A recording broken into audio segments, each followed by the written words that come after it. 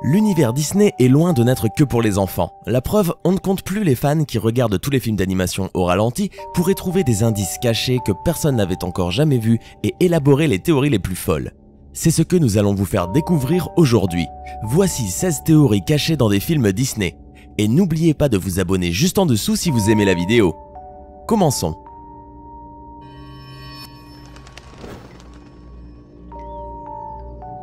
Riley est bisexuel. La question que nous nous posons tous après l'avoir vu est « Pourquoi Riley a des émotions des deux genres ?» Plusieurs personnes pensent que Pixar a abordé le sujet de l'identité de genre dans ce film. En effet, si nous faisons attention, nous nous rendrons compte que les émotions de la maman et du papa sont respectivement représentées par des femmes et des hommes, alors que ces émotions à elles sont représentées par les deux genres. Cette théorie est renforcée quand, à la fin du film, on peut voir qu'un garçon du même âge que Riley a les émotions d'un seul genre. Les enfants fantômes dans Peter Pan. Cette théorie s'accroche à une phrase très reconnue dans le film, dans laquelle on parle d'un endroit où les enfants ne peuvent pas grandir. En effet, grâce à cette phrase-là, il existe une grande possibilité pour que l'argument traite en réalité d'une métaphore. Cette idée certifie que Peter Pan était en réalité un ange qui guida les enfants vers le paradis nommé Neverland. Une raison qui explique pourquoi les enfants ne grandiront jamais puisqu'ils étaient tous des fantômes piégés dans cet endroit.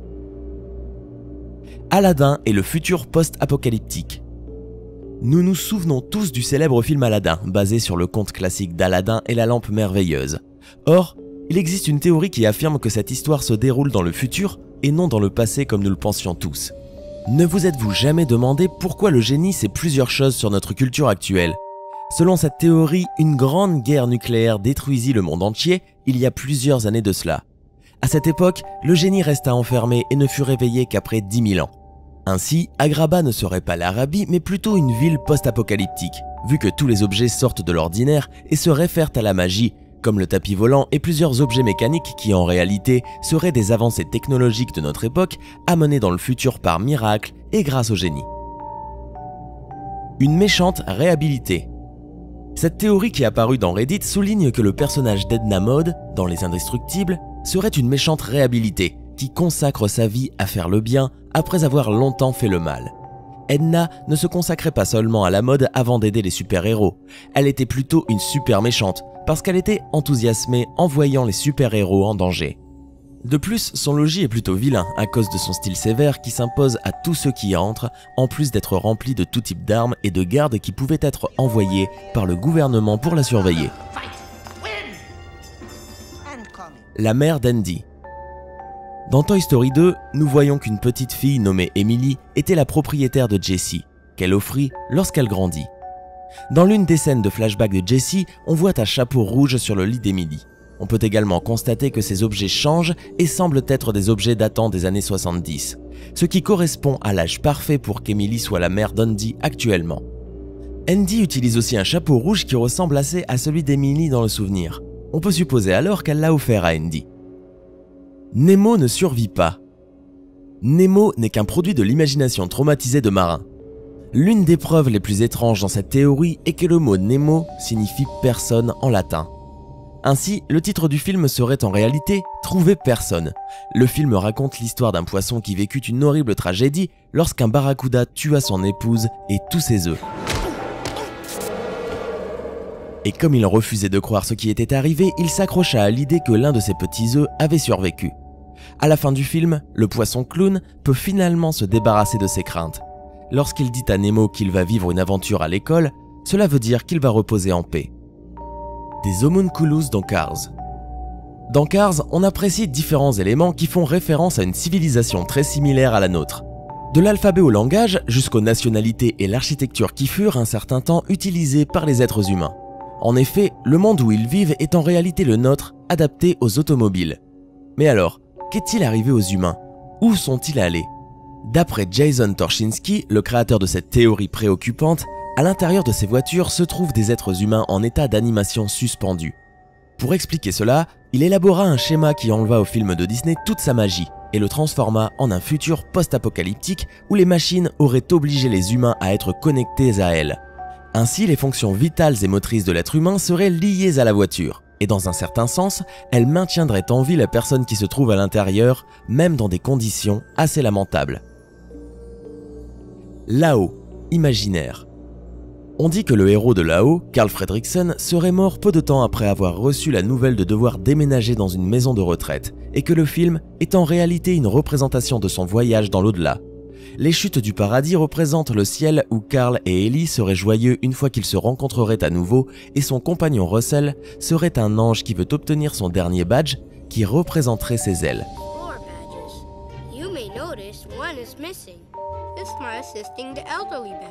Pour cela, il doit aider Carl. Cet ange prendrait la forme d'un petit garçon pour être le fils qu'Ellie et Carl ont tant désiré et qu'ils n'ont jamais eu. Wally était un tueur. Wally n'est pas aussi bon et doux qu'il le paraît. Peut-être que son histoire d'amour a ému tous les spectateurs ayant regardé ce film, mais en réalité, le petit robot apparemment innocent cache un secret. Wally aurait tué au cours de 700 années tous les robots de sa famille pour éviter qu'ils se débarrassent des objets étranges et bizarres qu'il collectionne. C'est pourquoi il resta beaucoup de déchets après le nettoyage effectué sur la planète, puisque la tâche confiée à plusieurs d'entre eux fut en effet réalisée par un seul personnage. Boo est une sorcière. L'une des théories conspiratrices est que le film Monster Inc. est sorti à la suite de l'apparition d'un dessin gravé sur le bois de Sully, dans la cabane de la sorcière du film Brave. Selon cette théorie, la sorcière du film serait en réalité l'adorable Boo. Sully et Mike lui apprirent à voyager à travers les portes, de sorte que lorsque celle-ci grandira, elle voudrait traverser les portes de nouveau pour rencontrer son amie. De cette manière-là, elle finirait par voyager dans le temps jusqu'à arriver à l'époque de Mérida, où elle essaierait de comprendre la magie. La théorie est renforcée par le fait qu'à chaque fois qu'une porte se referme, la sorcière disparaît. Jane de Tarzan serait la petite fille de Belle et de la Bête. Pour les fans, la raison pour laquelle Jane parvient à comprendre Tarzan malgré son langage bestial est justement parce que sa grand-mère a réussi à comprendre la Bête. Il y a également une forte ressemblance entre les deux jeunes femmes. Oui, on est encore légèrement dans le domaine de la tractation capillaire, mais pourquoi pas. En plus de ça, dans le film, on remarque que l'ensemble en porcelaine qui se trouve sur l'une des tables de l'expédition à laquelle participe Jane sont les mêmes que certains personnages de La Belle et la Bête. Mais ce serait également oublier que tous ces personnages sont redevenus humains à la fin du dessin animé. Tarzan serait le petit frère d'Elsa et d'Anna, de la Reine des Neiges. Bon, là on commence à atteindre les choses sérieuses. Ce n'est que la première étape d'une théorie qui relie à la fois Tarzan, Réponse, la Reine des Neiges et la petite sirène.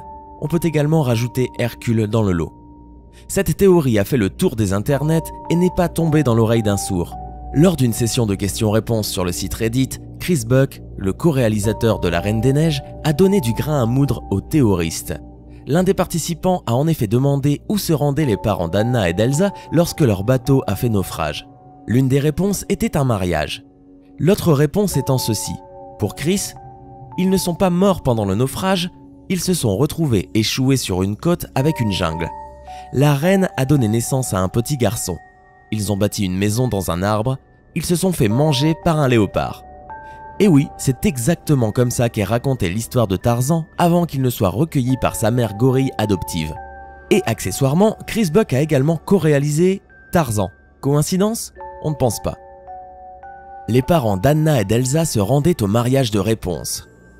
Comme on vient de vous le dire, l'une des réalisatrices de La Reine des Neiges a expliqué lors de la session questions-réponses que les parents d'Elsa et d'Anna se rendaient à un mariage lorsque leur bateau a fait naufrage. Mais quel mariage?